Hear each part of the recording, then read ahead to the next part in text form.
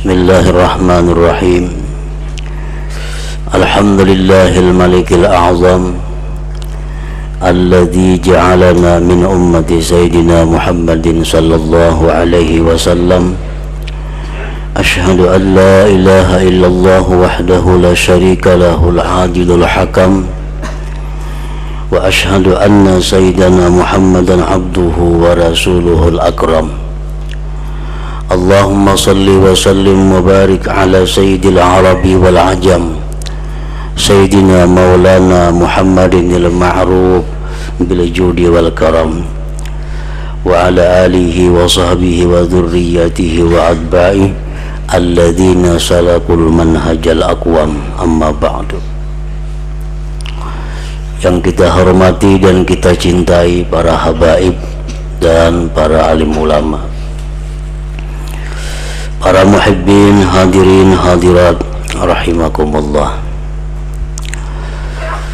Puji dan syukur selalu kita haturkan kehadirat Allah subhanahu wa ta'ala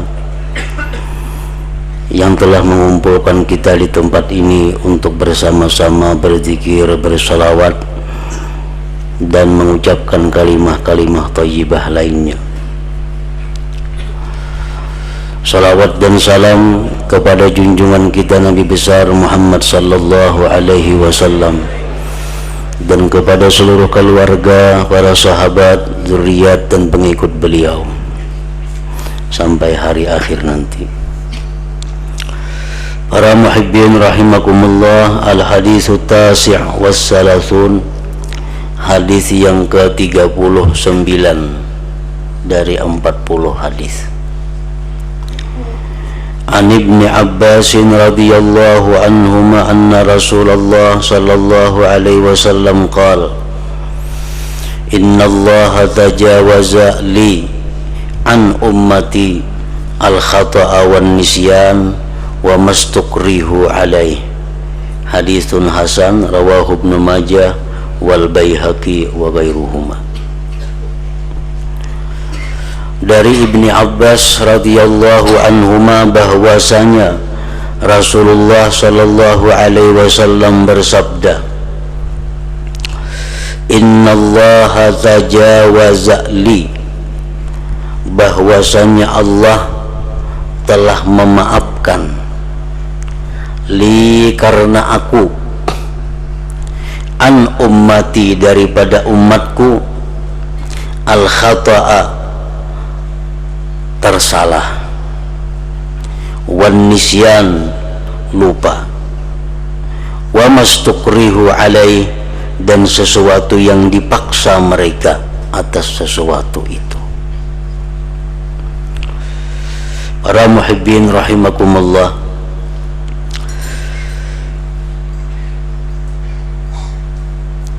bahwasanya Allah telah memaafkan, artinya kadang menganggap itu suatu dosa, kadang menganggap itu satu kesalahan apabila kita tersalah. Al-khata ini yang pertama.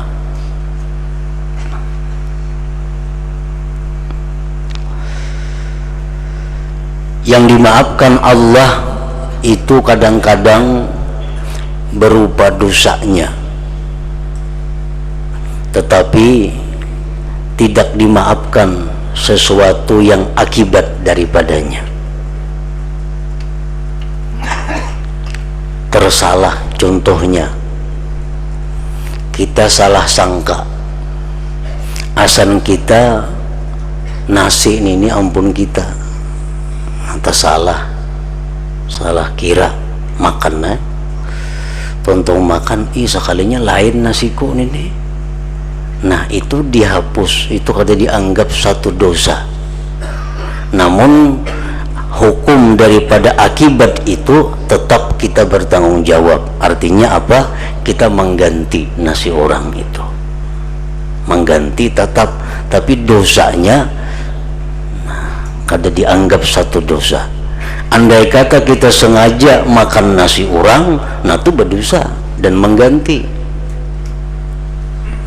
atau contoh daripada tersalah. Nah, contoh lain lagi, orang sengaja atau berencana atau melakukan sesuatu, misalnya menimbak burung. Nanya menimbak burung, timbaknya burung sekali timbak manusia. Kada ada niat, kada ada tujuan menimbak manusia, timbak burung. Hanya menimbak burung, timbak orang. Nah, mati orangnya. Nah, itu kada dianggap satu dosa, kada dianggap satu dosa.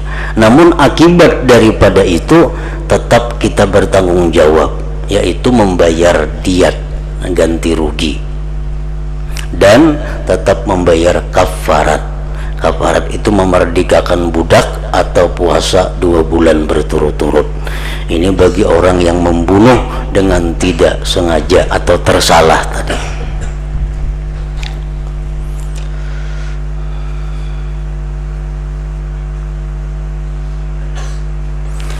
Contoh yang lain lagi, kita sembahyang.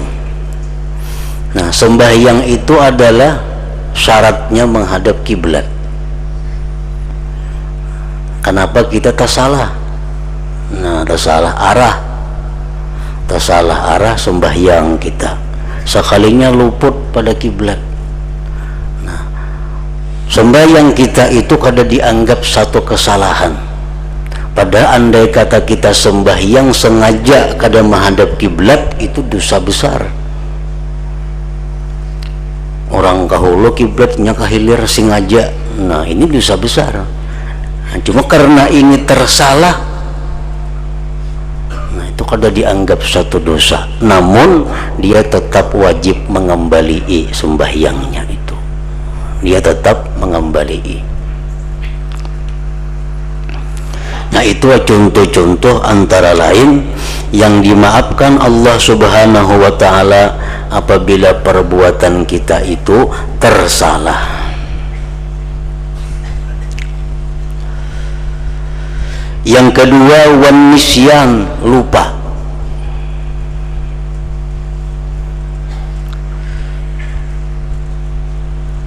Nah, lupa ini kita melakukan sesuatu karena lupa. Apabila sesuatu itu sesuatu yang salah, maka itu dianggap kada salah oleh Allah. Contohnya dalam sebuah hadis Rasulullah SAW mengatakan, man akala aw syariba nasiyan falyutimma shaumah fa inna ma at'amahu Allah wa saqah.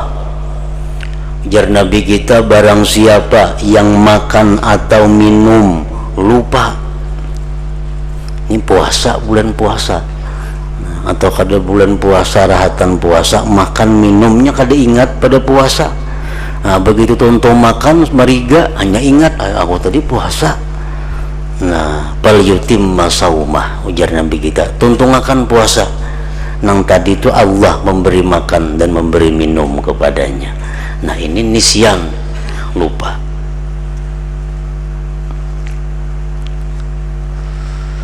Orang lupa sembahyang karena kesibukan apa, kada ingat lagi sembahyang.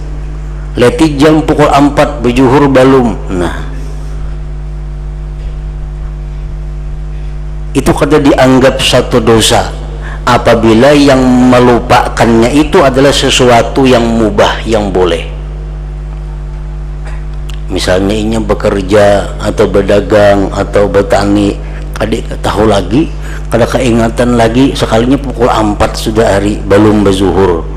Nah, ini kalau apa, kelupaan itu kada dianggap satu dosa, tapi wajib dia mengqadha sembahyangnya.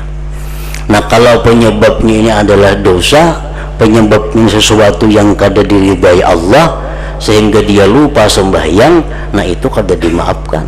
Orang asik bercatur umpamanya, nah catur asik, lati jam 5 bejuhur balum, makan balum, asik bercatur itu. Nah, ini sesuatu yang kada disukai oleh Tuhan. Nah maka ini dianggap satu dosa, karena penyebab lupanya itu adalah sesuatu yang tidak dibolehkan oleh agama.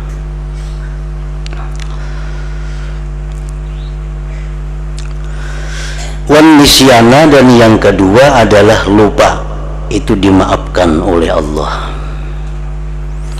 Yang ketiga, wa mastukrihu alaih, dan sesuatu yang dipaksa mereka atasnya, baik itu perbuatan atau perkataan.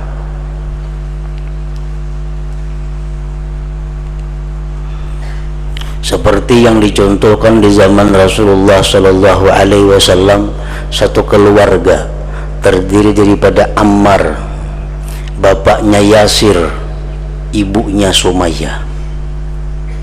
Nah, 3 orang ini diikat di tiang di padang pasir nang panas. Ketiga-tiganya diikat. Bila kada mengucapkan kalimat kafir, bila kada bermurtad, kubunuh, ujar tuannya. Kayak apa kamu hai Yasir? Yasir tetap kada mau.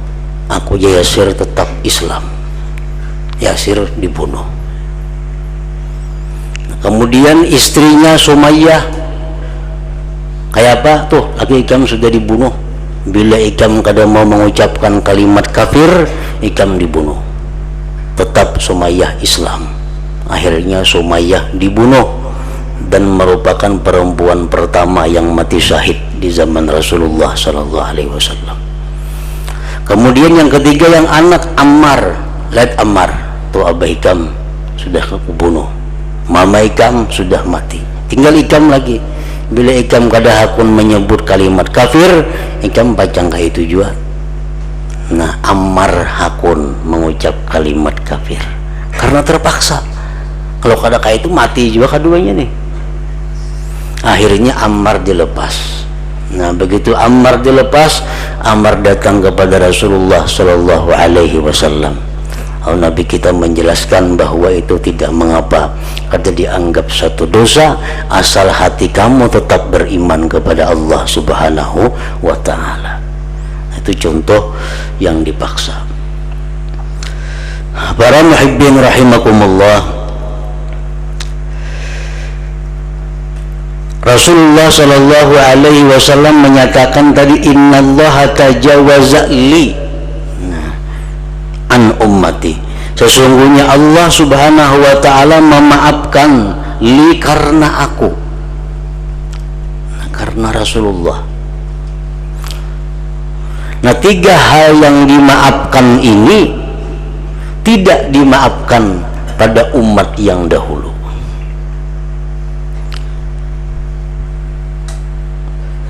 Pada agama Yahudi, orang-orang Yahudi, mereka berbuat demikian tadi, itu kada dimaafkan oleh Allah, tetap dicatat sebagai dosa.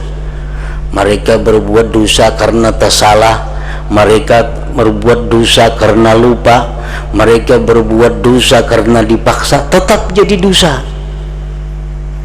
Nah, untuk kita sebagai umat Nabi Muhammad Sallallahu Alaihi Wasallam itu dihapus, dianggap kada dosa. Dan itu termasuk di antara 13 keringanan yang diberikan Allah kepada umat Nabi Muhammad Sallallahu Alaihi Wasallam. Ada 13 perkara yang mana umat Nabi kita ini mendapat keringanan daripada umat terdahulu. Pertama, qat'u mawdi'in najasah. Nah, ini bangsa Yahudi, orang-orang Yahudi itu apabila pakaiannya terkena najis itu dipotong. Kada ada istilah basuh tuh, kada ada. Nah, jadi misalnya tapi takana kotoran nang najis, takana kami tatak intang mana kana itu. Mengkanaknya sebagian kada kau dipakai lagi, tapi nya itu berlaku syariat umat dahulu. Nah, untuk umat Nabi besar Muhammad Sallallahu Alaihi Wasallam itu kada diberlakukan. karena najis, cukup dengan dibasuh, dicuci. Nah, pertama itu. Yang kedua, keringanan yang diberikan Allah kepada umat Nabi Muhammad sallallahu alaihi wasallam, adamu muakalatil haid. Orang dahulu kada boleh makan bersama-sama dengan perempuan, dengan istrinya yang haid. Guring sakamar kada boleh, apalagi sekalambu. Jadi bila bini ini haid, guring di luar seorang maka. Guring di luar, sekamar kada boleh guring. Nah, ini berlaku kepada syariat umat dahulu. Nah, umat Nabi kita, umat yang paling disayangi oleh Allah Subhanahu wa ta'ala, bebas kepada perempuan yang haid itu selain daripada bersetubuh. Kita boleh sekalambu guring, boleh sekamar, apalagi makan baimbai kada jadi masalah.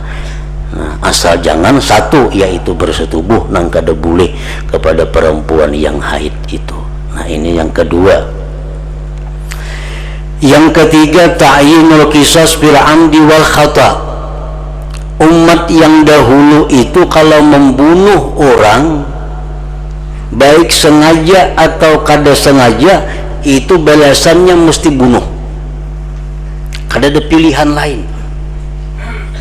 Kalau orang tuh membunuh seseorang, mesti dibunuh. Nah, untuk umat Nabi kita itu ada pilihan. Andai kata keluarga nang dibunuh hendak menuntut bunuh, ya bunuh. Amun keluarga nang dibunuh hanya minta balasan bayar ganti rugi, ada hukum bayar ganti rugi. Atau keluarganya memaafkan, ya maaf. Nah, jadi ada pilihan-pilihan untuk umat Nabi kita. Sedangkan umat dahulu kada ada pilihan, bila membunuh orang sengaja kah, kada, kata salah kah, mesti dibunuh juga. Yang keempat, qatlun nafsi bitaubah, bunuh diri dengan tobat. Kalau orang misalnya beragama Islam, ya, orang-orang Yahudi ini beragama Islam, kemudian dia murtad. Begitu murtad hendak pulang berbulik ke Islam, itu kada kawa kecuali hakun bunuh diri. Karena tubatnya itu mesti bunuh diri, tubat daripada murtad itu. Orang memandang kepada perkara yang haram, hendak tubat, kayak apa tubatnya? Dicungkil maka matanya.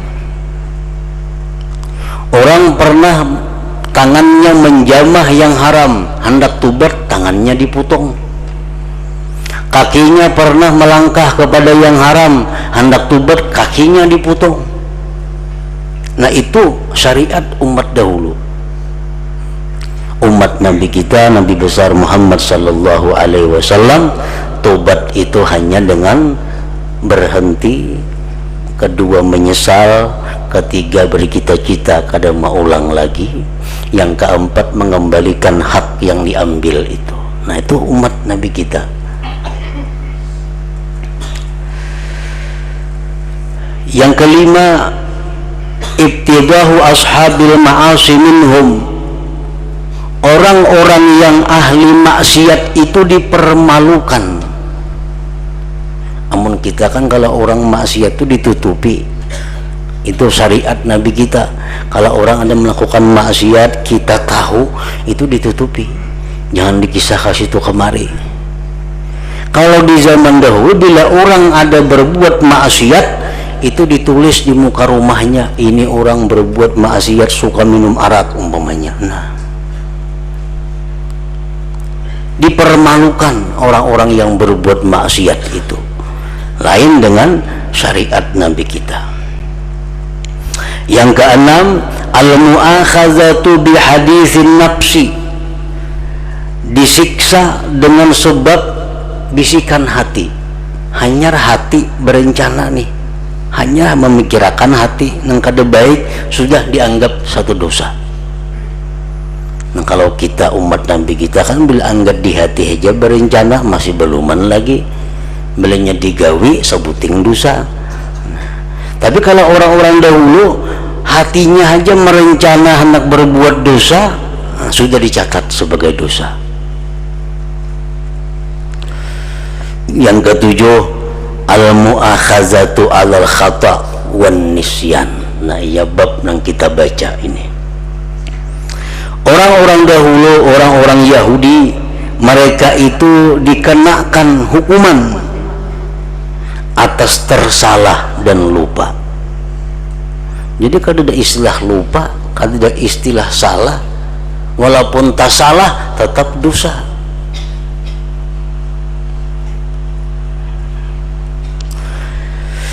Yang kedelapan, tahrimu istighalihim yauma aidihim, haram bekerja pada hari raya mereka. Jadi orang-orang Yahudi contohnya, mereka kalau hari raya atau hari Sabtu hari rayanya, itu kada boleh bekerja. Betani kada boleh, menurih kada boleh, berdagang kada boleh, diam di rumah beribadah kepada Allah. Sedangkan hari raya kita adalah hari Jumat. Nah, itu kada ada larangan pada hari Jumat itu kita berusaha asalkan sempat sembahyang Jumat. Nah, itu keringanan yang diberikan kepada Nabi kita. Yang kesembilan, at-ta'un azab wali ummati Muhammad sallallahu alaihi wasallam asy-syahadah. Penyakit taun. Penyakit taun ini kalau orang-orang dahulu itu dianggap siksa, dianggap azab. Penyakit taun ini penyakit wabah. Bila karena penyakit itu mungkin 10.000 manusia yang mati. Nah, di zaman Islam ada pernah 5 kali terjadi penyakit taun ini di bangsa Arab itu, yang memakan jiwa jutaan manusia yang mati. Nah, kalau umat Nabi dahulu orang yang kena taun itu orang yang diazab. Tapi kalau umat Nabi kita yang kena taun itu orang yang mati syahid. Nah, penyakit taun itu kalau nya mati menjadi mati syahid seseorang itu. Yang ke-10, tahrimu ba'di thayyibat minal at'imah, diharamkan sebagian yang baik-baik daripada makanan. Itik contohnya kada boleh makan orang-orang dahulu, orang Arab. Itik itu kada halal.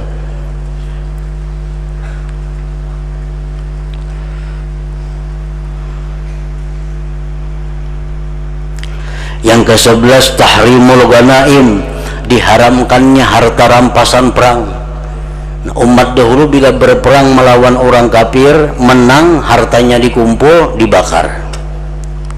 Nah, kalau umat Nabi kita, harta ghanimah itu adalah harta yang sah dimiliki, sah dibawa bulik ke rumah masing-masing, harta rampasan perang. Yang ke-12, tahrimus salah alaihim illa fi mawadhi'a makhsusah, haram sembahyang atas mereka itu kecuali pada tempat-tempat tertentu. Di gereja sembahyang atau di mana ada tempat-tempatnya. Jadi kalau ini musafir kada bertemuan tempat itu nya kada boleh sembahyang, karena bila bertemunya dikabak berapa kali bayarnya. Sedangkan umat Nabi kita dimanapun tempat itu bisa dijadikan untuk tempat sembahyang. Nah, ke-13, takhsisut taharah bilma, bahwasanya umat dahulu itu dikhususkan bersuci dengan air. Kadada tayamum, kadada. Ini bilanya kadada banyu, peraya dulu sembahyang. Karena bila ada banyu hanya dikabai berapa hari nang ada pertemuan banyu itu. Nah, para muhibbin rahimakumullah. Jadi hadis Nabi ini adalah tajawaza li an ummatil khata'a wan nisyan wa mastukrihu alaih, bahwa Allah memaafkan karena aku daripada umatku sesuatu yang tersalah, lupa, dan yang dipaksakan orang mereka berbuat. Itu termasuk di antara 13 keringanan yang diberikan Allah kepada umat Nabi Muhammad sallallahu alaihi wasallam. Nah, para muhibbin rahimakumullah, oleh karena itu banyaknya keringanan-keringanan yang diberikan Allah kepada kita karena Nabi kita sallallahu alaihi wasallam, maka kita selaku umat Nabi ini kita wajib mensyukuri Nabi Muhammad sallallahu alaihi wasallam itu. Wajib kita bersyukur kepada Allah bahwa kita dijadikan sebagai umat Nabi Muhammad sallallahu alaihi wasallam. Nah, kemudian bagaimana caranya agar kita bisa mensyukuri bahwa kita ini dijadikan umat Nabi Muhammad sallallahu alaihi wasallam? Karena ini termasuk kewajiban. Para ulama menjelaskan bahwa mensyukuri bahwa kita ini dijadikan umat Nabi Muhammad sallallahu alaihi wasallam, pertama al-imanu bihi, beriman dengan beliau. Beriman dengan Nabi Muhammad sallallahu alaihi wasallam bahwa beliau itu adalah Rasulullah, utusan Allah kepada seluruh bangsa manusia. Nah, kita wajib beriman sebagai bukti syukur itu. Yang kedua, tanda syukur kita itu adalah mahabbatuhu, cinta kepada Rasulullah sallallahu alaihi wasallam. Nah, mengenai cinta ini, cinta kepada Rasul ini kadakawa kita memaksa harus cinta kepada Nabi, kadakawa. Kamu katuju lawan si anu, kok kada katuju? Jangan kamu mesti katuju lawan si anu, kawalah kadakawa ka itu. Nah, cinta kepada Nabi pun kadakawa. Nah, bagaimana supaya cinta kepada Rasulullah sallallahu alaihi wasallam? Antara lain yang mengetahui hal-hal tentang beliau, mengetahui perjuangan-perjuangan beliau untuk kita, mengetahui jasa-jasa beliau kepada kita, mengetahui bahwa beliau selalu mendoakan kita sampai di dalam kubur. Beliau memintakan ampun kepada Allah terhadap dosa-dosa kita. Nah, banyak-banyak mengetahui seperti itu akan menumbuhkan cinta kepada Rasulullah sallallahu alaihi wasallam. Yang ketiga, ta'atuhu, taat kepada beliau. Yang keempat, tauqiruhu, memuliakan beliau. Yang keempat, memuliakan beliau. Yang kelima, ta'zimu sya'ni, membesarkan keadaan beliau, seperti memanggil beliau jangan bersisi, itu dengan panggilan ya Rasulullah, wahai Rasulullah, jangan ya Muhammad, jangan. Jadi mesti ya Rasulullah. Nah, kalau sekarang ini kita mengagungkan keadaan beliau adalah mengagungkan hadis-hadis beliau. Nah, ini ada kitab-kitab hadis, kumpulan ucapan-ucapan beliau, kita muliakan, kita agungkan, kita hormati. Jangan sembarang maandak di tempat-tempat nang hina, mesti di tempat nang sesuai, di tempat nang tinggi, karena ini kumpulan daripada perkataan Nabi sallallahu alaihi wasallam. Yang keenam, kasratus salah alaih, banyak salawat kepada Nabi. Nah, ini menunjukkan kita bersyukur kepada Allah bahwa kita umat Nabi Muhammad. Yang ketujuh, mahabbatu ahli baitihi wa sahabatihi, mencintai keluarga keturunan beliau dan sahabat-sahabat beliau. Nah, jadi apabila 7 perkara itu kita melakukan, kita laksanakan, maka berarti kita mensyukuri bahwa kita ini umat Nabi Muhammad sallallahu alaihi wasallam. Mudah-mudahan kita mendapat syafaat beliau baik di alam dunia ini apalagi di akhirat nanti. Ila hadratin Nabi sallallahu alaihi wasallam. Al-Fatihah.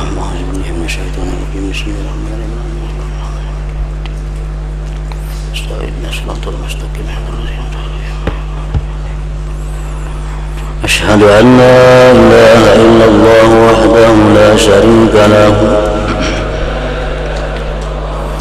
وأشهد أن سيدنا محمدا عبده ورسوله